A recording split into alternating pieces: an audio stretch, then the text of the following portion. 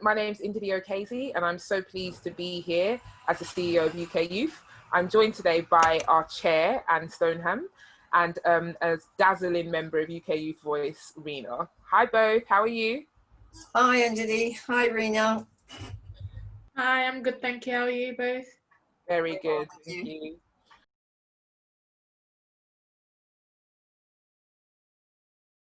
So clearly we are doing this slightly different this year, and we are filming our annual review remotely, COVID. But I know that last year, the main focus was really about ramping up the work that we do to support youth organizations and young people.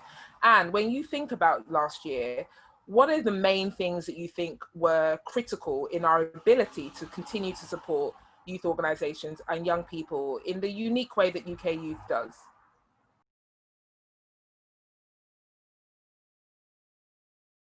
Did work really hard to build our financial stability and sustainability, and that has been absolutely crucial to the flexibility it's given us to respond successfully to the challenges that this pandemic has brought to us at year end. I think that was one thing. The second thing I think is that we've been able to build and increase throughout the last year the support, the services, the programs we offer young people and our movement. I think thirdly, we've grown our reputation and been able to make a lot more impact by influencing and shaping what is needed across the sector with our funders and also with government. But let me just give you a few examples of why I think these things have been so important. Overall, if we look at the number of young people that we supported, our programs and initiatives reached, I've got the figures here, 352 young people who engaged in our delivery. That's very impressive. Also, we've helped our movement, and we now have a network of more than 7,000 individuals and organizations. And if I look back to the year before that, we were talking about 5,500. So huge amount of extra support for our movement. And we've helped them build capacity, unlock funding, and together as a movement, we've managed to reach 1.6 million young people, which is something I think is a huge achievement for us. Finally, as a result of securing the funding through the Youth Accelerator Fund, we were able to distribute very successfully £1,163,851 to youth organisations across England. And that enabled a lot of these organisations in the sector to adapt themselves so they could deliver virtually online to young people and throughout the period of the pandemic. And if you like, put us in a position where we can continue to build for the next year, which is fantastic.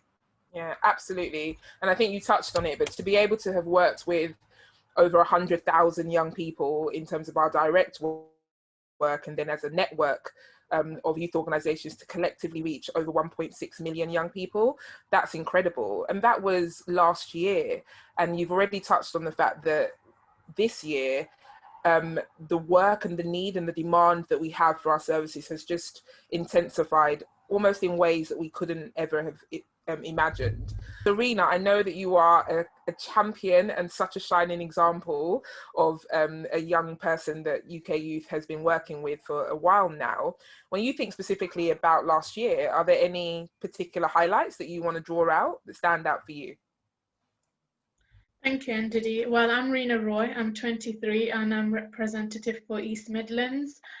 I believe that having young people around, challenging themselves in the world they live, and networking and connecting with other people in a diverse and inclusive environment where they feel their voice is truly being heard is very important. And I think that's one of the core reasons I did join UK Youth. And I think with that, as I've said, it has allowed me to become the person I am in terms of my confidence, public speaking, and these have been through attending events and conferences and workshops. One of my, I'll say I have a few highlights, I think, is just meeting people around the country actually with a similar passion, same energy and positivity.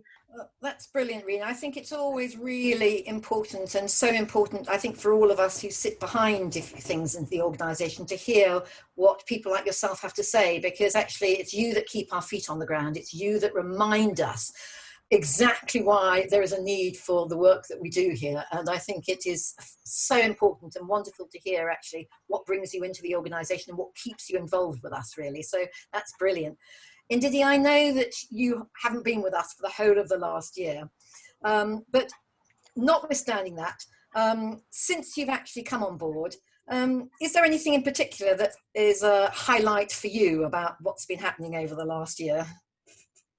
Yeah, I definitely want to pick up on Rena's reflections, actually. Rena, I'm really struck by your articulation and your reflection about what the year has been. I've had the pleasure of getting to know you a bit over the last few months. And one of the things that has been a highlight for me, and something that I think is really important, is that what we get from engaging Youth Voice. So I think often we think about the development opportunities for young people, but one of the highlights for me over the last 9 months even has been seeing the impact that Youth Voice and young people have on our work and the value that we get from engaging them. So it's been extraordinary to even look back at what UK Youth did last year with young people, and all of the co-creation opportunities and all of the reflections and strategic input that we got from lots of young people.